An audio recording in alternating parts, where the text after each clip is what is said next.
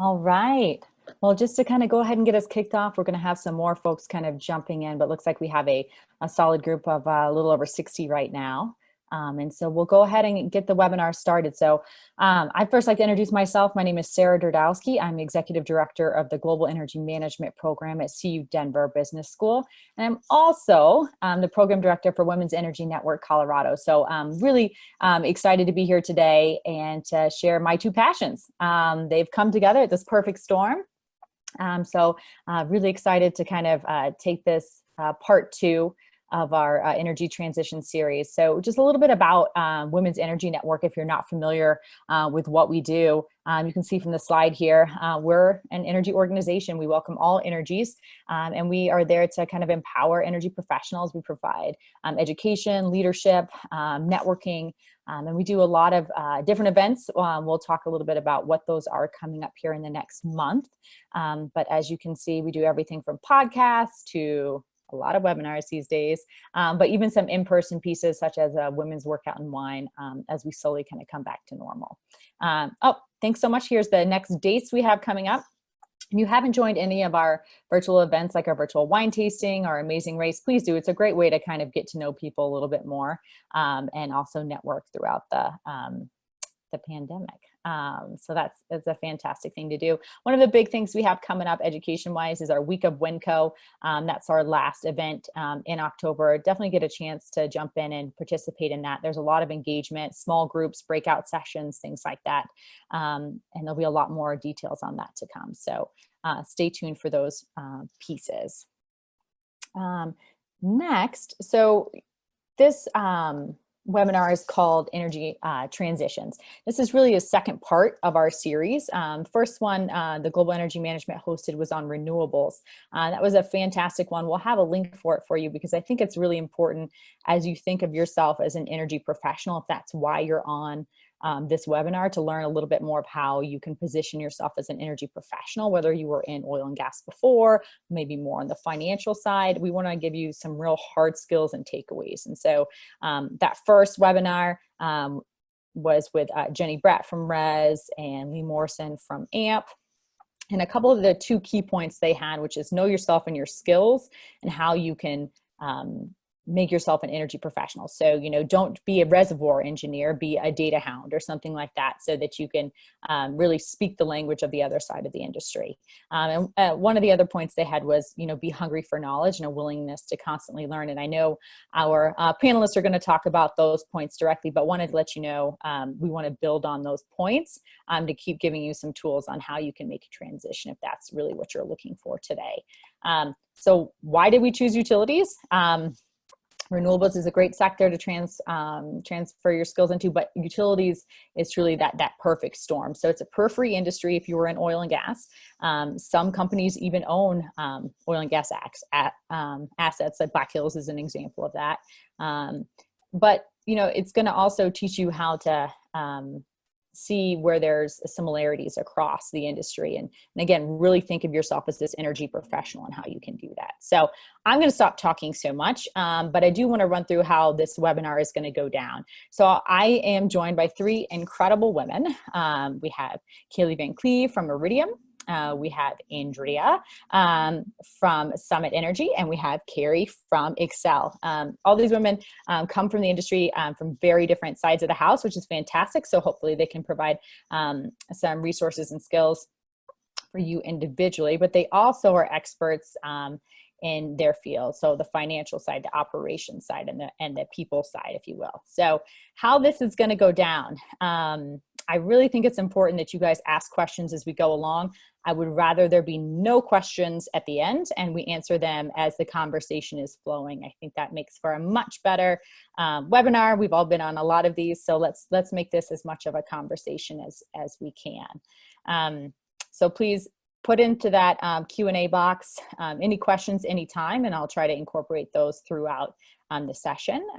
But the way we'll structure it is I do want to kick off the beginning of this with really kind of breaking down what utilities, it's a very broad term, utilities.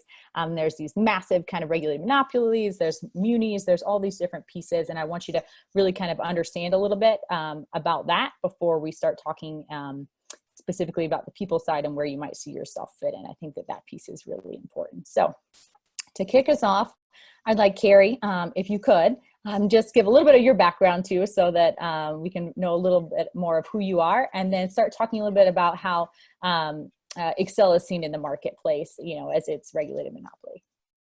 Yeah, sure. So as Sarah said, my name is Carrie Dixon. I'm a market operations manager at Xcel Energy. And primarily in my job, I focus on developing energy policy and strategy. And I also represent our interests in various industry forums, particularly related to the wholesale sector.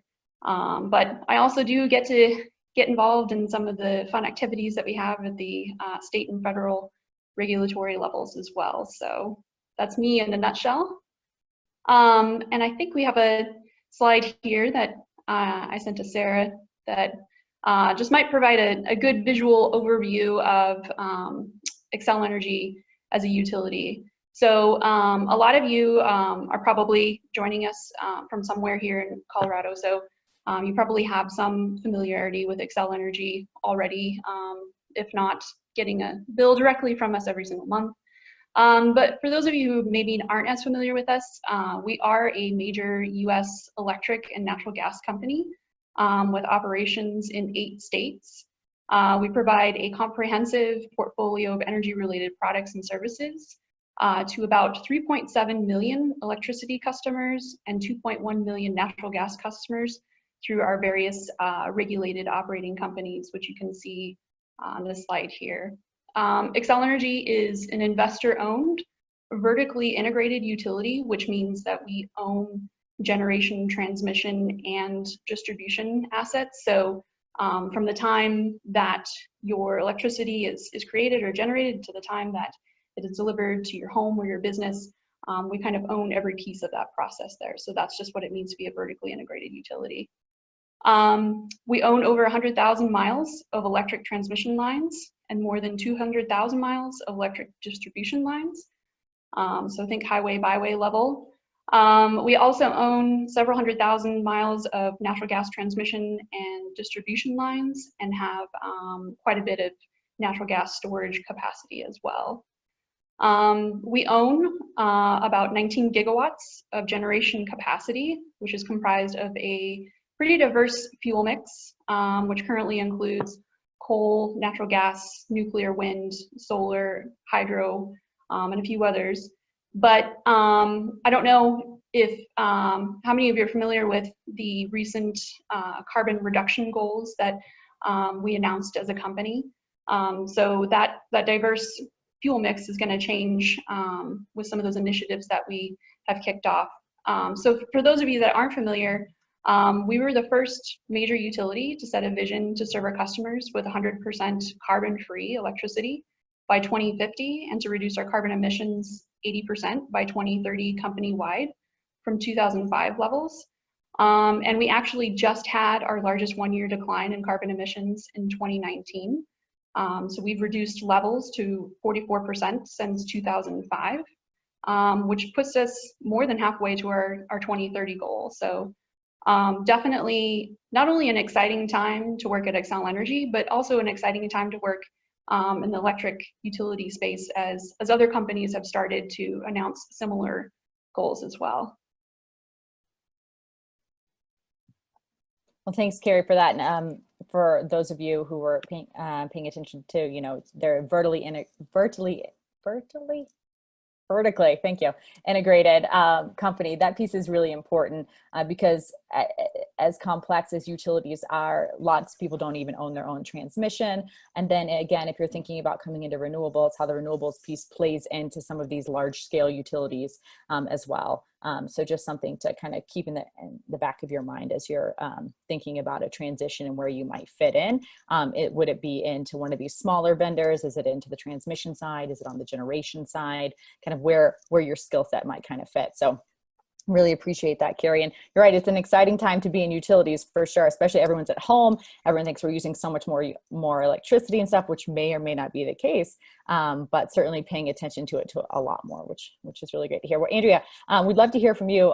Talk to us a little bit about Summit and kind of maybe how they're different and kind of what your goals are on your side of the house. Sure. Thank you. Good afternoon, everybody. My name is Andrea Guntrin. I'm the Director of Treasury for Summit Utilities. We're headquartered here in Colorado. Just a little bit about my background. It's very different. I actually started my career in Silicon Valley, working for a lot of multinational companies, moving money all over the world and different strategy, foreign exchange, that type of thing. And so coming into utilities is quite different for me. But a little bit about Summit Utilities. For those of you in Colorado, you probably don't know us as Summit Utilities, but more Colorado Natural Gas. We are a much smaller company from Excel, completely opposite what you find. We started out actually in Colorado, headquartered, and our founders were looking for a way to serve more of the underserved rural population, kind of where Excel ends and where we want to start. And so that's how we got started here in Colorado. I have a couple slides here. Just our mission is to deliver clean, safe, affordable, and reliable energy to our customers and our communities. Being a very small utility company, we're really big in our communities where we operate. And these are some of the things that kind of define our culture and who we are. Safety is number one type of thing for us. Focus on our customers and just collaboration on that. If you move to the next slide, please. So this is a little bit about where we are located. We're headquartered here in Colorado. We also have operations in Missouri with Summit Natural Gas of Missouri, in Maine, which is Summit Natural Gas of Maine. And then about 3 years ago, we purchased Arkansas Oklahoma Gas, which serves both Arkansas and Oklahoma for us. And we've got different offices throughout those locations. We've also won quite a few awards, which are very, I should go back. Unlike Excel, we've only got about 400 people. I think Carrie showed on her slide that she had 11,000 people at her company. So quite a big difference there for us. And we are a privately owned company. And so really, without getting too detailed into the ownership structure, we are responsible really for 40,000 families who have their pensions in our company. So when we think about that as a company and the work that we do, it's really important for us. And then we're serving about 120 rural communities in the 5 states that we operate in. We've won several awards recently that we're really proud of. We just recently got 5 stars on the Derdowski Award, which is an international award kind of for ESG. Community service awards. We were just named in Denver Business Journal for one of the Fast 50. We just recently found out that we were awarded one of the best companies to work for, both in Arkansas and Maine, that we had applied for. So it's rewarding to work for a company that's so involved in communities and doing the right thing. We also have several renewable projects that we're working on, particularly in Maine, with some digester projects. So even though we're a small utility, we've got a lot going on, and it's a fun place to work. Thanks, Andrea. And it's certainly interesting to see, like you said, 400 versus 11,000, but it allows you to do different things as well. We have a couple questions, and one comes from actually an alumni here, talking about R&D. And Carrie, I know a little bit about this, but if you could speak to how Excel maybe collaborates with NREL, or does it do its own R&D research? So yeah, I think, we partner quite a bit with NREL, as well as some various other, energy labs to collaborate on future technologies. You know, we have a few folks that are in the R&D department internally to Excel, but we primarily work with these outside entities to vet and understand emerging technologies and what might be viable options down the road. Mhm. Yeah, absolutely. I know that NREL has collaborated quite a bit in the past with Excel, especially being so localized here as well, which is really nice to see. You know, and Andrea, this might be a question for you too. It just talks about the breadth of what utilities go all the way down to, which is all the way touching to, you know, are you using natural gas in your home for heating and cooling? You know, what is maybe Summit doing about that? And then Excel too, what are you guys doing? Or are there any programs working on reducing natural gas usage in the home? I can talk a little bit about that. I'm probably not quite as versed in that with my role, but you know, we're doing a lot of projects right now in a lot of the states, kind of building up our capacity, and where we are able to go into some of these smaller communities to serve those. We've got a mix of people from residential to small commercial to large commercial that we work through. So it kind of depends on that we're dealing with and what their needs are. So, you know, within a home, any place that could use natural gas, we're able to service that. Larger commercials might have something special going on. I mentioned earlier that we are working on a project in Maine as a big renewable project for us to help us up in that area, and also with all the credits that we are able to offer our customers through that program.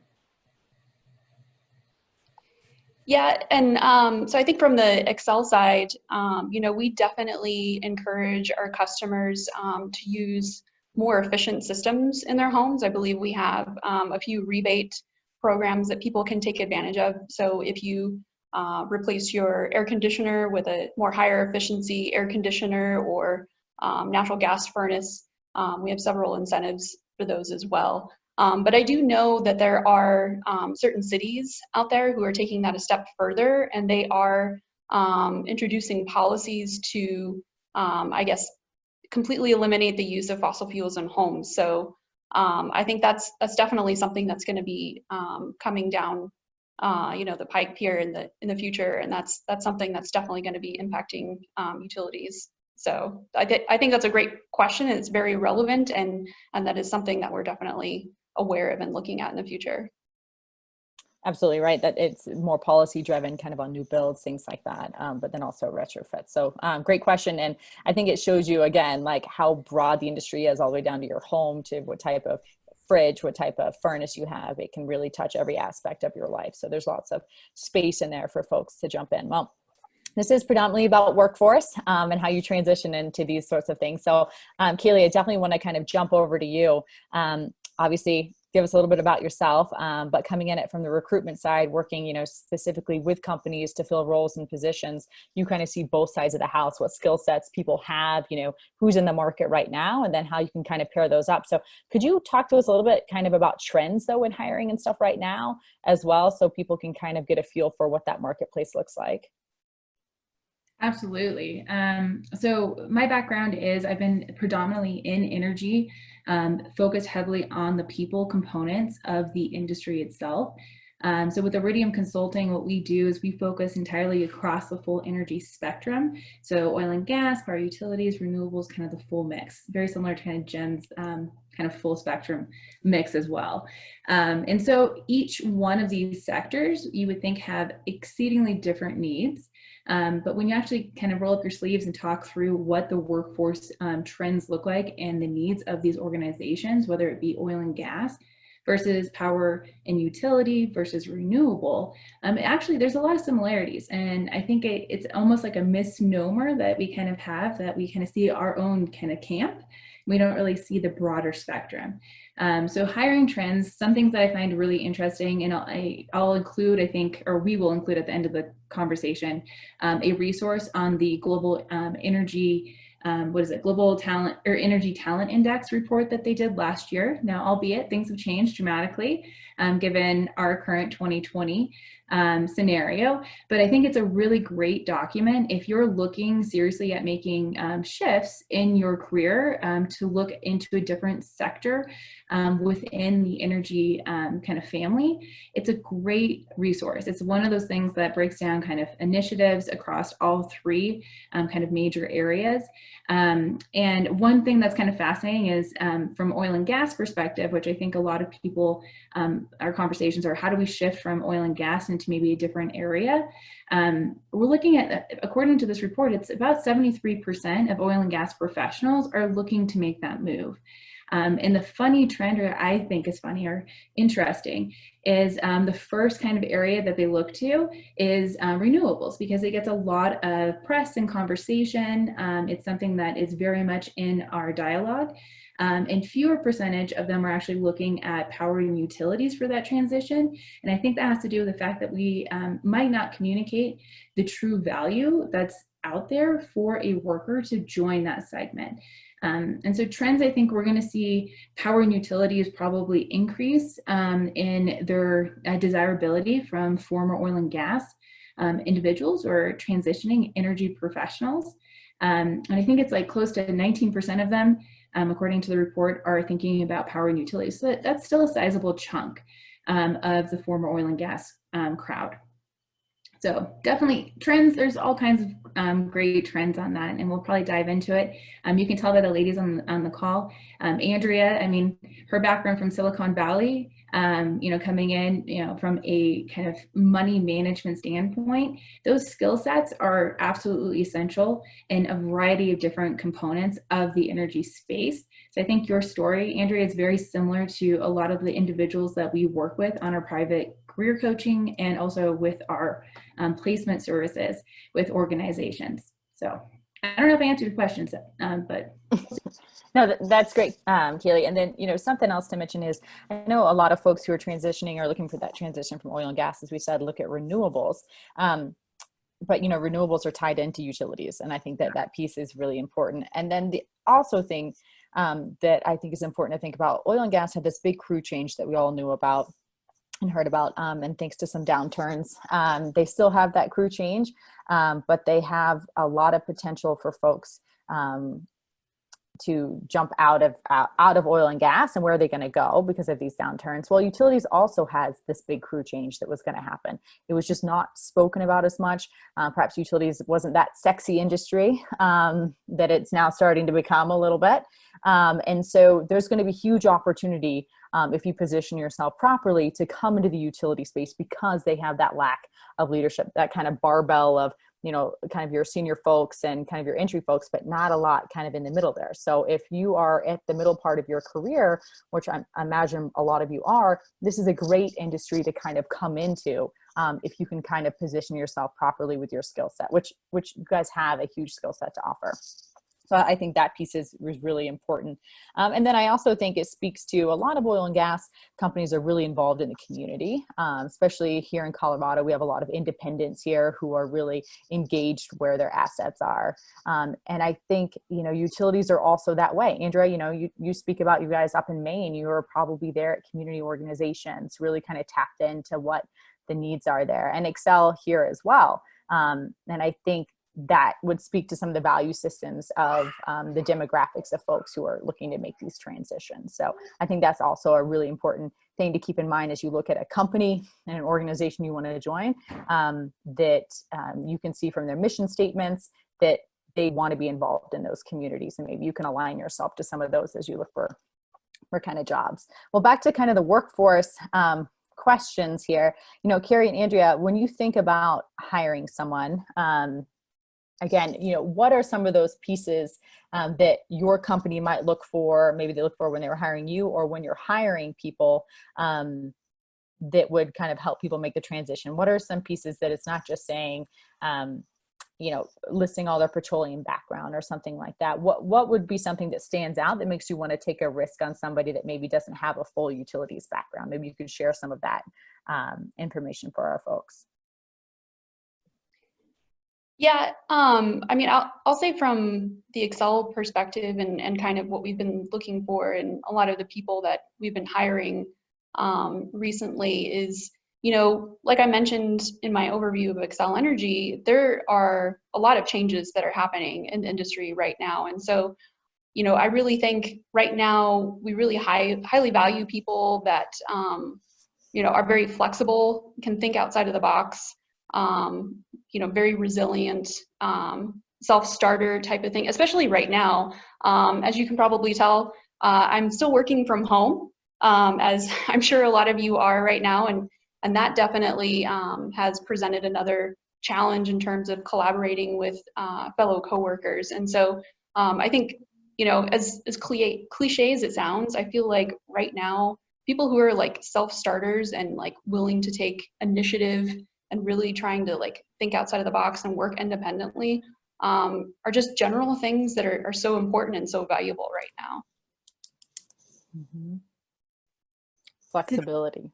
Yeah, to jump in on that, Carrie, kind of on that same regard, one of the things that we see work really well when you're trying to make that career transition is to not just simply say like self-starter, problem solver, but kind of take that deep dive. And when you're actually presenting yourself in your resume, showcase that in a storyline, almost like a narrative that highlights where you have been flexible. Say your organization went through a major restructuring, or you guys had a really challenging CapEx project that really needed the buy-in from the community, and you were able to get that or assist in that program, and show that as an example. So that way, when you get into the conversations with somebody, say, for example, at Excel, you have something that's tangible that you can talk through, that you feel strongly about, and also that you're probably going to have a little bit more ease in discussing with them. So definitely make sure you kind of add that level of detail, think through it kind of one layer or two layers deeper. In my opinion, it works a little bit easier.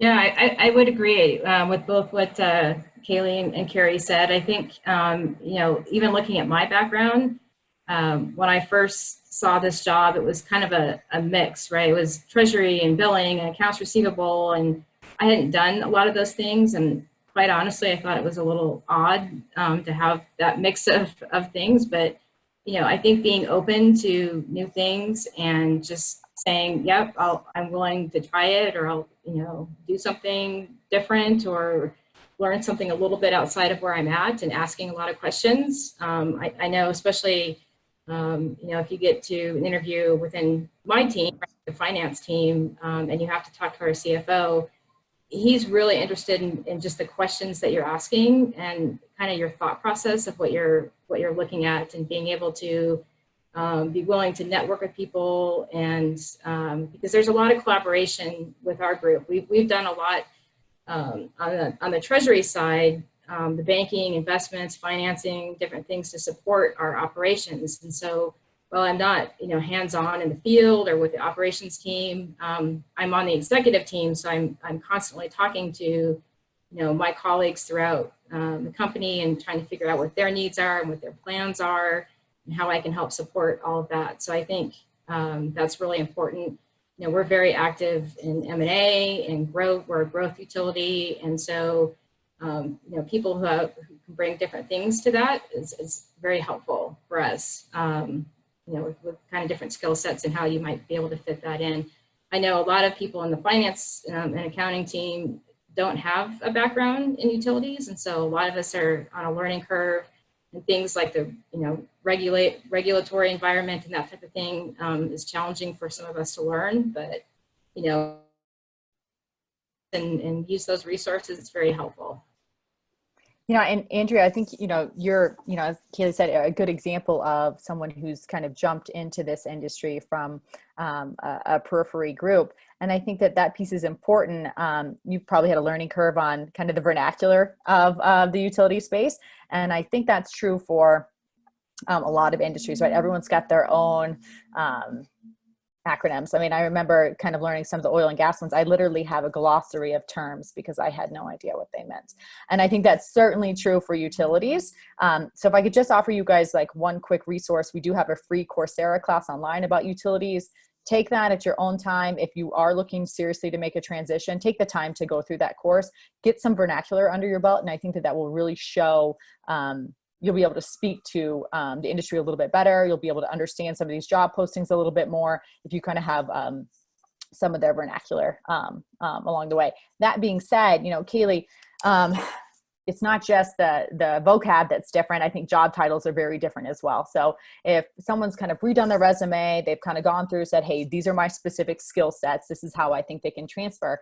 But then they're not really sure then to what jobs and titles and levels and positions to look at. I think that's a big challenge for folks as well. Andrea, you might have experienced this too. You know, you're not sure what level that was at. If you were kind of working on an executive team before, is a manager an executive? Or is that kind of on the leadership team? Is it not? Or, you know, if you're an engineer, where does that kind of fall in the utility space? So any advice for folks who are actually looking to do that for how they can better filter through some of those roles and positions? Yeah, I think one of the big misnomers when you first start, the Coursera course is really great, by the way. When I made my transition to learn more about power and utility to service those clients better, that was one of my first things I tapped. So it works great.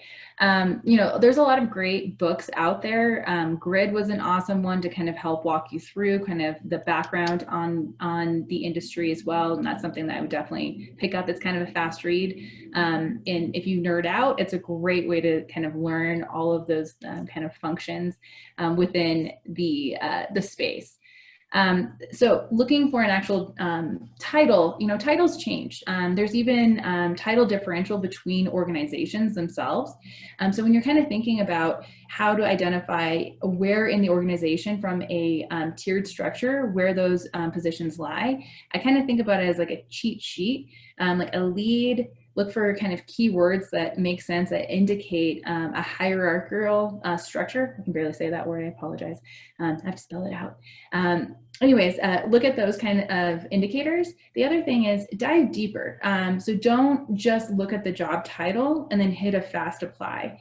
I think the fastest and best way to learn where you fit or could have a potential fit in a new industry or in a different organization style is actually read through the job description and truly understand, kind of nitpick it a little bit and say, like, where, you know, what are they actually asking for? Big things to take away be, what are they hoping for you to solve? Because each role is there to solve a problem for the organization at large. And really, even if you're a reservoir engineer, you know, you're solving a particular problem for an organization in oil and gas. Those same skill sets that you have might solve a different type of problem in the space, in a different space, right? For Excel or for Summit or whoever you might be looking at. So really looking at the problem solving front of it would be really important. Yeah, and I just want to add to what Kaylee said. You know, when you're looking at these job positions and to kind of build on what we were talking about, the different vernacular between the industries, I wouldn't get so hung up on like the words that you don't know. Because I mean, honestly, those are things that you can learn. And some of the vernacular, I'll be honest, is different from company to company. And even within Excel Energy, like I showed, we have different operating companies. The vernacular is different between the operating companies too. So, you know, like Haley said, you know, really look at what like the posting is asking you to do. And if there are pieces of it that you don't understand, you're not familiar with, don't worry about that. Look past that. Yeah, and ask questions. It's okay if you are in the middle of an interview or a screen with somebody and they drop a acronym. Ask what it means. Ask how it fits into the conversation and into what they're hoping for that role. Just so that you have clarity, don't just always assume. Sometimes the assumption can kill you quicker than asking the question can. Yeah, that's true. And for those of us who have been around for a while, it's hard to know. I have a new employee and we had an all hands call yesterday. And after we finished, she's like, what does that mean? I have no idea. So I think and I said, oh, that's just a Summit term. So sorry, I should have told you about that before. So those things I think just slip out too. And sometimes you don't even realize it when you're talking to somebody outside of the company.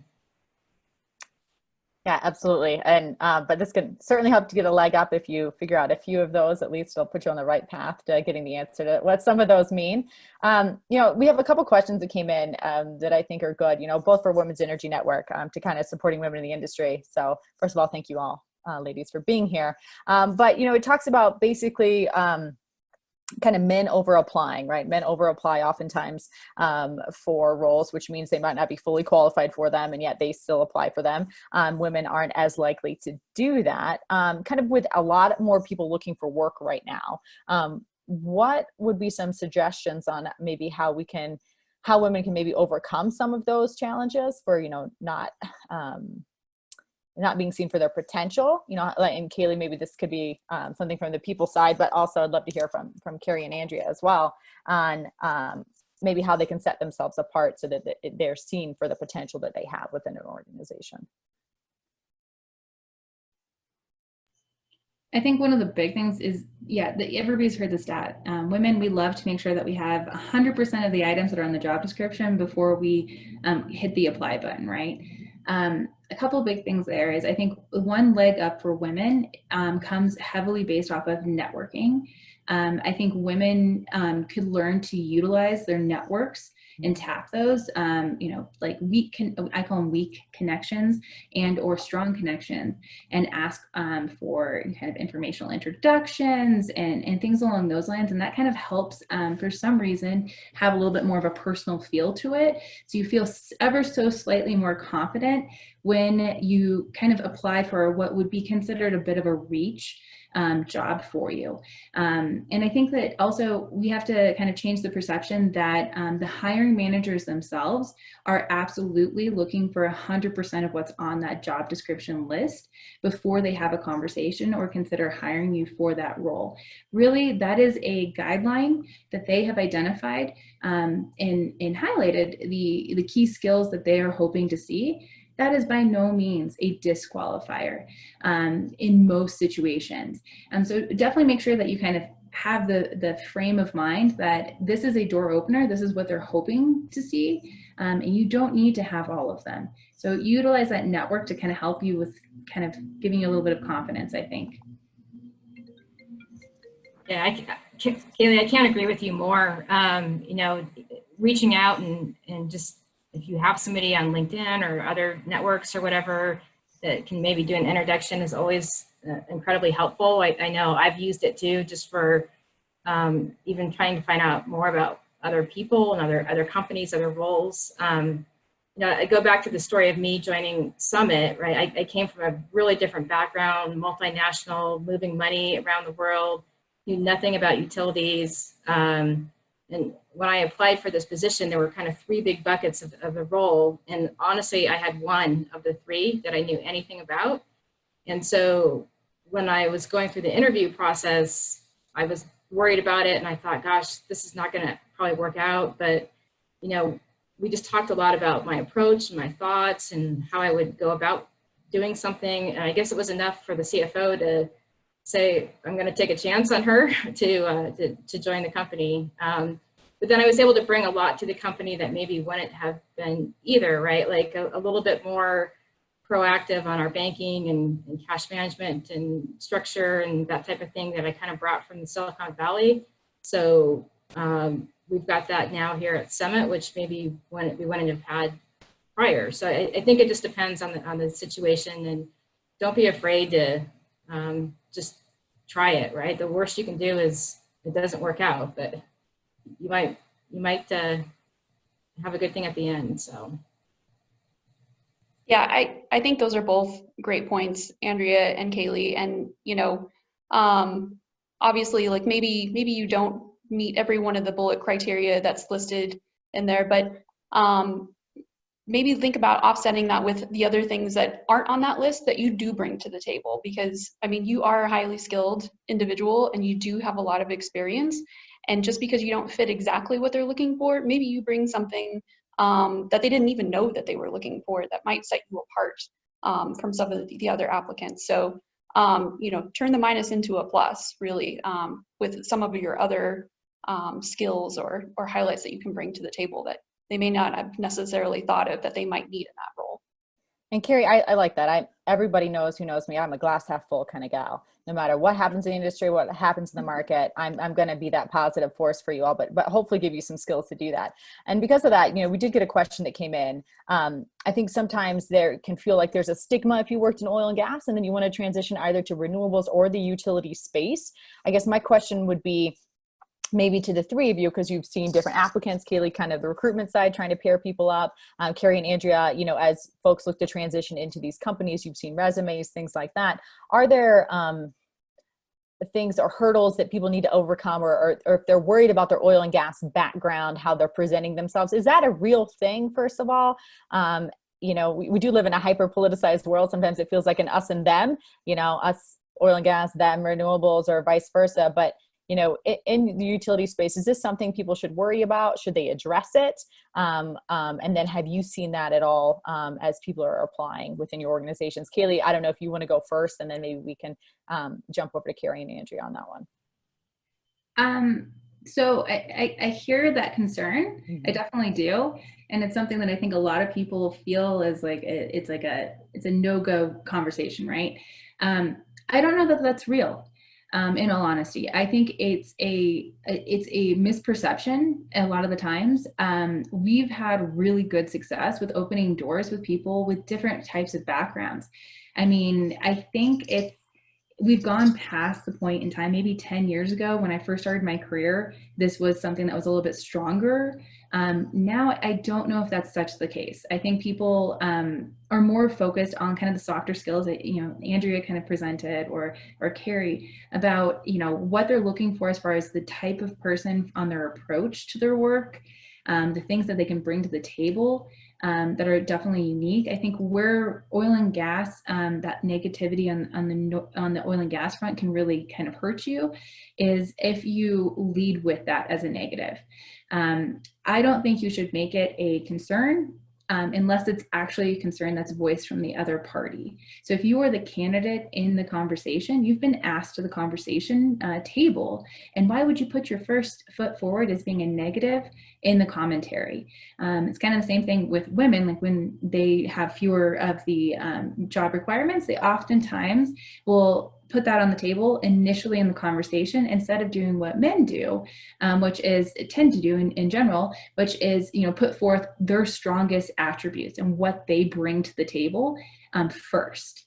So I think it's a little bit more finesse in conversations, but I don't think it's a real deal breaker for most times out there. Yeah, and I think that's the point that I was hoping to get across, Kaylee, is that, it's lead with what you have and those skill sets that you bring, even though it's from a different sector of the industry. That's a positive, like that's a thing. Absolutely. And then to take the politicized pieces out of it, because that's not what this is. That's not what a job is. I think the world we live in is that, but that's not what this is, and really kind of what you bring and that positivity to it. So I think that piece is key. Carrie or Andrea, any pieces to add to that? Yeah, so I'm totally 100% agree with Kaylee.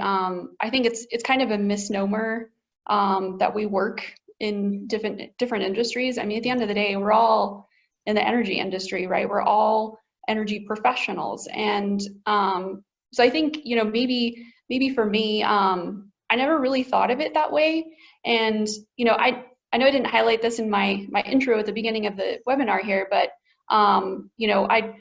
I've actually worked at Excel a few different times. I did a stint at BP in the middle. So I actually went from a utility to an oil company back to a utility. And it really wasn't until this opportunity to speak on this panel came up that made me realize that I actually have done that. I guess to me, I just looked at it as, I'm just earning another energy industry merit badge, right? Like I had my utility merit badge, and then I went to oil, I got that merit badge, and then I went back to my original merit badge there. So, I totally agree. I think it's a total misnomer that these are different industries. At the end of the day, we're all energy professionals. Mm-hmm. Yeah, I guess I would agree. I can't speak a lot outside of the sort of shared service component of where we support, but I don't think it matters really for us, right? It's more what value you can add. Typically in the shared service type thing when you're supporting. You can jump from company to company or industry to industry. You certainly have to learn a bit about it in terms and special things, but if you have that foundation, I think you can easily apply it to a utility.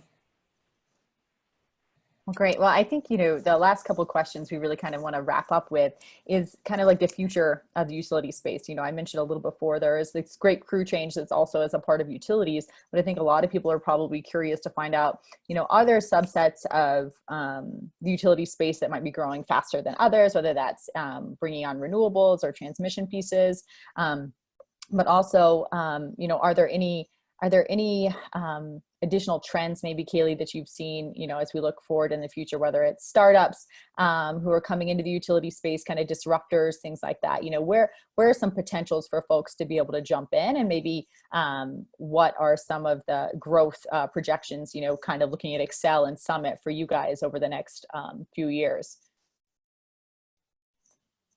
Yeah, so there's so much opportunity in power and utilities. There just is. When you kind of talk about where the hiring trends are happening, they're happening across a couple big kind of buckets, if you think of it that way. So I like to think of like from a standpoint of operational improvements, kind of as its own little bucket. You think about the fact that a lot of these assets are getting changed out, they're getting modified, they're getting improved, they're adding in data kind of components and tracking into that. There's the new development kind of work. That's kind of another bucket, right? And with that comes a whole bunch of extra stuff. So you've got stuff with like regulatory and environmental, and there's a ton of service supply providers and product providers that are also great opportunities for a career shift into the industry itself. So if it's not just the big kind of operators themselves, or kind of generation, transmission, distribution, there's a whole group of people that service that industry at large, from data management standpoints, from regulatory and environmental, from an accounting and finance, from supply chain.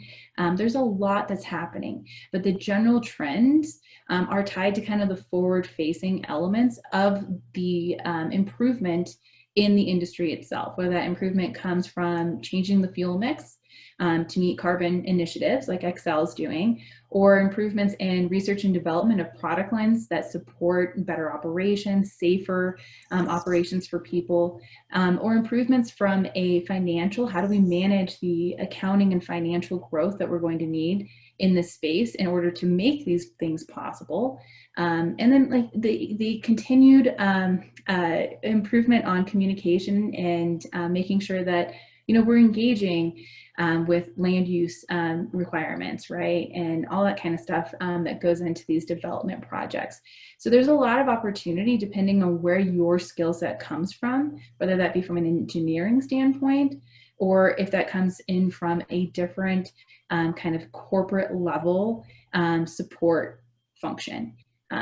So kind of all over the board, but basically forward leaning, anything that's going to improve those areas of operations. And then Carrie and Andrea, if you could speak to a little bit, maybe like Xcel's kind of growth potential, kind of what's looking for there, and Andrea, the same for Summit. Yeah, so certainly for Xcel, with our carbon reduction goals, we are definitely transitioning our generation fleet, but we're also transitioning how we're serving our customers as well. So I think across the board, across all utilities, decarbonization is a big thing. And I think the industry as a whole recognizes that, whatever each individual utility's goals are, there's additional technology that still needs to be developed to help support those goals. And we fully recognize that, especially with our 100% carbon-free goal. The technology that we need to get to that goal doesn't exist today. So Sarah, you mentioned startups and things like that. I'm certain that there will be technology companies that will be emerging here in the soon future that will be developing new things to help us meet those goals. But definitely, Kaylee mentioned regulatory. That is certainly something that's going to be very important to utilities as we go into the future, especially as the industry is changing. Policy and regulatory structure is set up for the old utility paradigm. And so that's all going to have to change. And we're going to have to rethink the regulatory aspect and the policy aspect. So certainly some of those things. And I think too, for Excel, I think, we're really challenging ourselves to rethink how we serve our customers and how we connect with our customers. So definitely a lot more community outreach on our side, a lot more environmental awareness and things like that. Another emerging trend across the industry is a lot more electrification of the economy. So especially like electric vehicles, that's going to be a big thing coming down the future. So there's definitely a lot of areas that are growing that aren't necessarily kind of the bread and butter of a typical utility, so to speak, but there will be so many more new emerging areas as we move into the future. Yeah, and I agree. I mean, even though we're a small utility, right, we're still looking at decarbonization, renewables, power to gas, big ESG focus right now, working with policymakers. We have someone on our team who's, that's all she does. She came from a political background and she helps us out with that within the company. One of the reasons we went to Maine in the first place is because most of our customer base there use fuel oil, and now working on getting them onto natural gas. So we're continuing to do that too, looking forward to other acquisitions that would mix well within our portfolio. So we're certainly looking at a lot of different things, like Excel, maybe on a little bit smaller scale, but the same type of thing. So and just really a focus based on our communities as well. We've got a big program. Each employee is allowed to do 20 hours of volunteer work every year in their community that they get paid for. So those types of things are important for us as a company.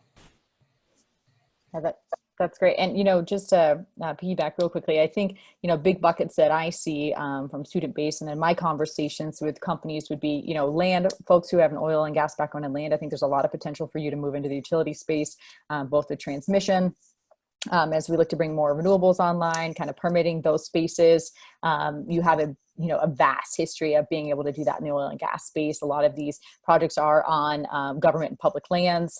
Your expertise would be well used there. Regulation, oh my gosh, you think oil and gas is regulated? Welcome to utilities. You have a job for life. That's also a place that actually needs people with more experience in the industry. Oftentimes they have, even if it is the oil and gas side, who understand regulations and how that works. And oftentimes people in those roles have no experience, have never been out to a power plant, much like it is in oil and gas. So that's a great opportunity to come in and support the industry that way. Data analytics is huge as we bring on more and more, or trying to decarbonize, right? Really running those scenarios, figuring out the data. You think oil and gas, again, has a lot of data. Imagine a meter at every single person's house, monitoring every single one of their appliances, monitoring. I mean, it's just insane the amount of information that's there. And if that's a skill set you have, fantastic way to kind of make a jump. So as you kind of dissect your resume, is that a skill set you have? And then look at companies, both large like Excel, but also these kind of startups and stuff that are vendors for some of these larger organizations. So that's a great way to do it as well. So I'd encourage that. Just to wrap up, we had a couple of questions about educational resources. We will have a slide here. Sally will put it up for us of resources that we have for everyone. One was that career transitions, renewables webinar that we had, kind of that free online course to get your vernacular, get your vocab up to date so you can actually apply for some of these jobs and positions. That global energy talent index. Want to make sure you have the resources you need there. And so I know we didn't get to quite all the questions here, but really Carrie and Andrea and Keely, thank you so much for joining us today, adding your expertise to this conversation. We could talk for a while on it.